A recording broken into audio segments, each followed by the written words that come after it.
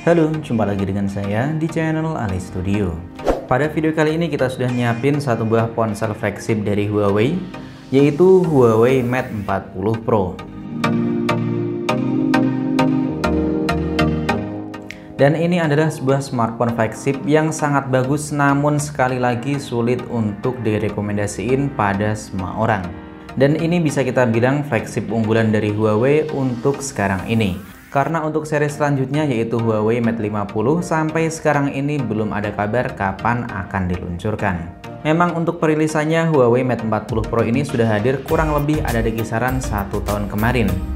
Kemudian untuk harganya, ponsel ini waktu pertama kali diluncurkan pada akhir tahun 2020, Huawei Mate 40 Pro dibanderol dengan harga sebesar 16 jutaan rupiah dan hadir di Indonesia dengan varian 8/256 GB.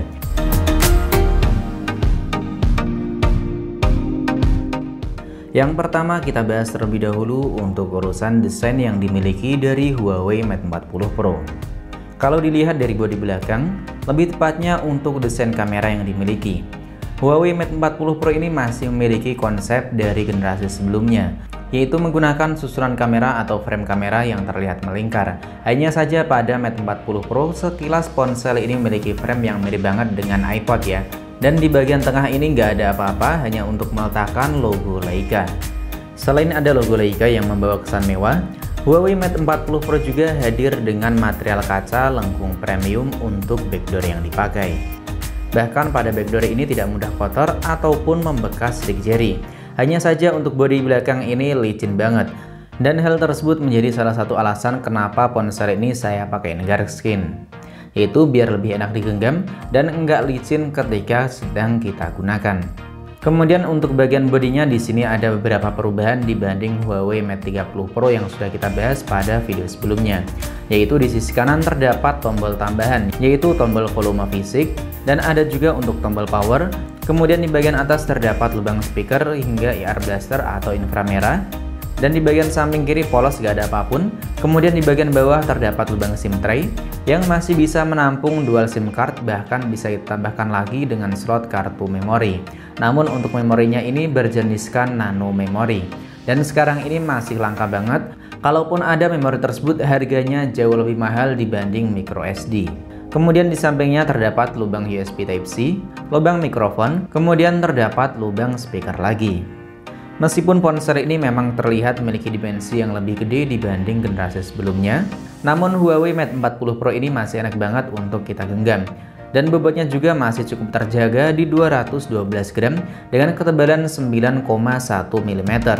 Dan untuk layarnya juga masih menggunakan layar Curve Extreme dengan layar seluas 6,76 inch. Untuk panel layarnya, ponsel ini menggunakan berjeniskan OLED dengan fitur HDR10 serta memiliki refresh rate 90 Hz. Dan ini menjadi salah satu peningkatan dibanding Huawei Mate 30 Pro.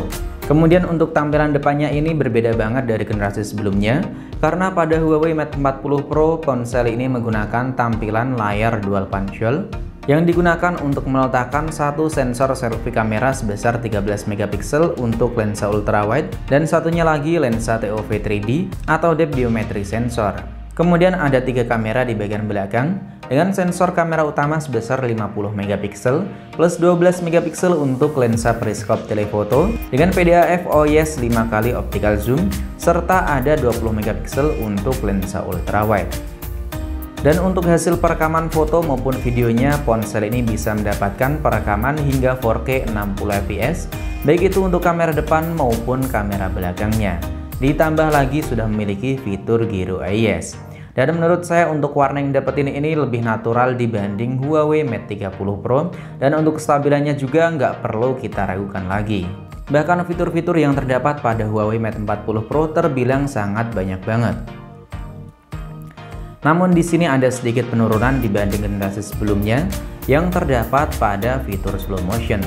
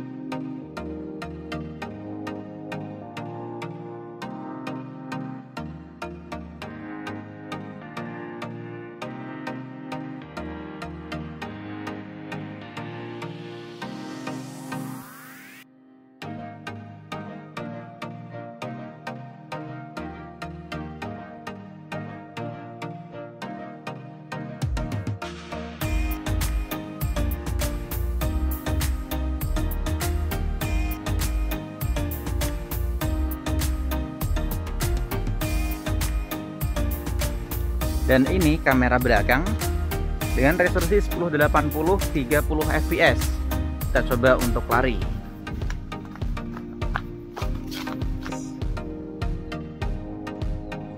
Kita coba untuk fokusnya.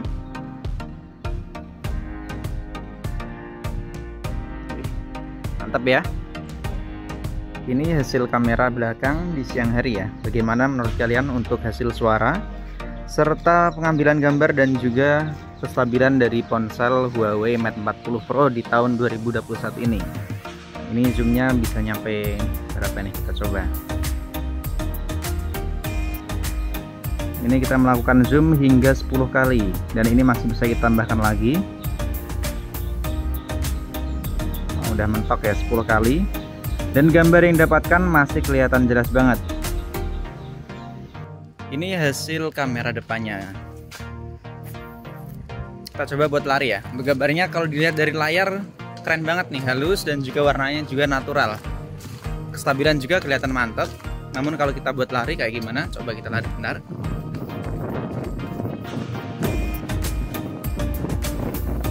Ini perekaman kamera depan dengan resolusi 1080 atau resolusi Full HD ya. Kita coba untuk lari kecil. Nah, stabil banget. Kemudian kita beralih untuk urusan performanya. Ponsel flagship dari Huawei Mate 40 Pro ini menjalankan chipset buatannya sendiri, yaitu Kirin 9000 5G. Bahkan chipset tersebut dibilang menjadi salah satu chipset yang terbaik untuk saat ini dengan fabrikasi 5 nanometer. Karena memiliki clock speed mencapai 3,13 GHz pada CPU inti, ditambah dengan kapasitas RAM dan penyimpanan internal yang sangat lega, bahkan masih bisa ditambahkan lagi dengan slot kartu nano memori. Dan ponsel ini bisa kita ajak untuk bermain game PUBG Mobile dengan set grafik hingga HDR Extreme.